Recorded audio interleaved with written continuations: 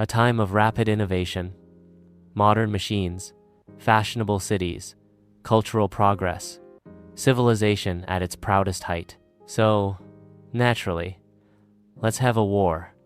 Everyone sort of knew a major conflict was brewing. France still hadn't gotten over the land Germany snatched decades earlier. Germany, on the other hand, was feeling pretty bold and wanted more land from everyone.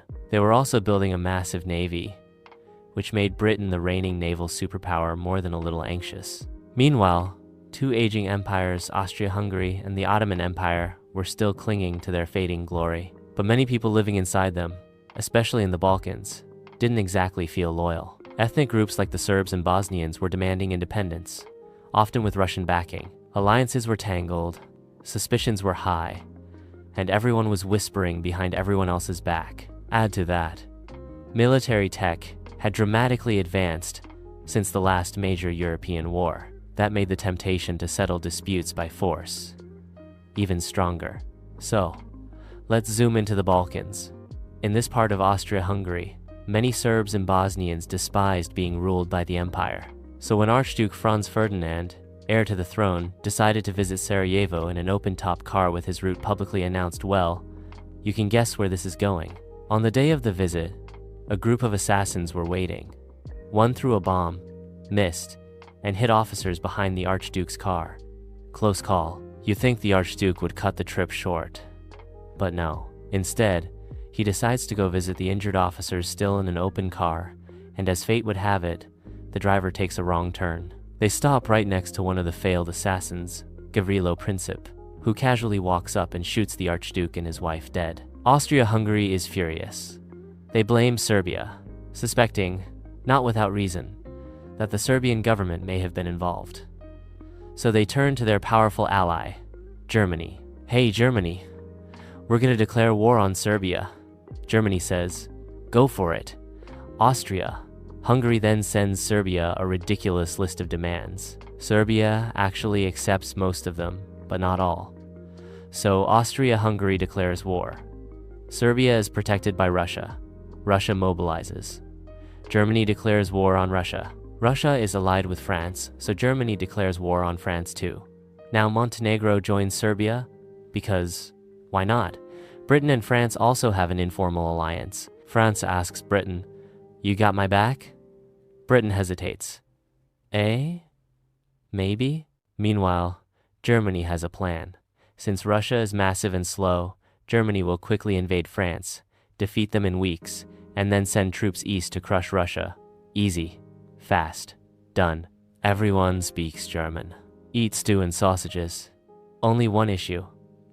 France's German border is lined with heavily fortified defenses, so Germany decides to go around them. Through Belgium. Belgium is neutral. Germany hopes they'll just let them pass.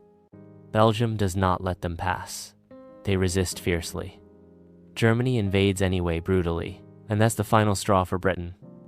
Violating Belgian neutrality brings Britain into the war. So now, Germany is fighting France, Russia, Belgium, and Britain. German troops push through Belgium, committing war crimes along the way.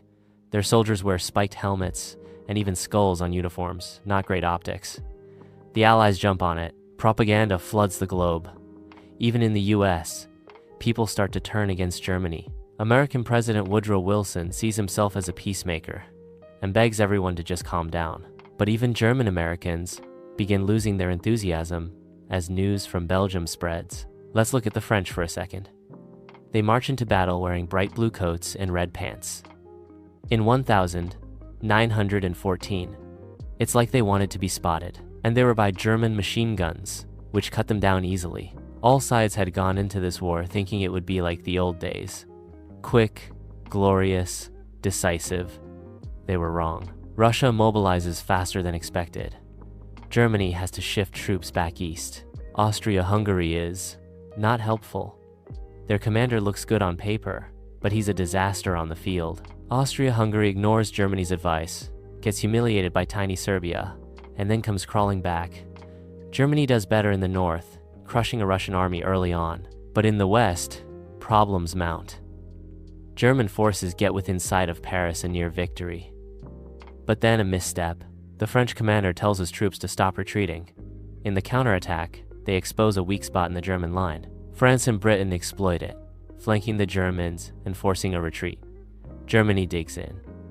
The Allies dig in too. Each side tries to outmaneuver the other to the north, all the way to the sea, but neither succeeds. A line of trenches is formed from the coast to Switzerland. Welcome to trench warfare.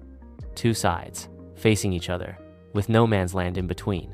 Artillery bombards trenches for days, psychologically wrecking soldiers. Then, waves of infantry charge across the muddy field, only to be mowed down by machine guns. This repeats. For years, trenches are hellish. Rotting corpses, disease, mud that swallows boots, toxic water, rats, and the ever-present stench of death. Millions endure it. Commanders keep ordering charges. Thousands die just to gain a few hundred meters. World War I was supposed to be over by Christmas. It ended up rewriting history.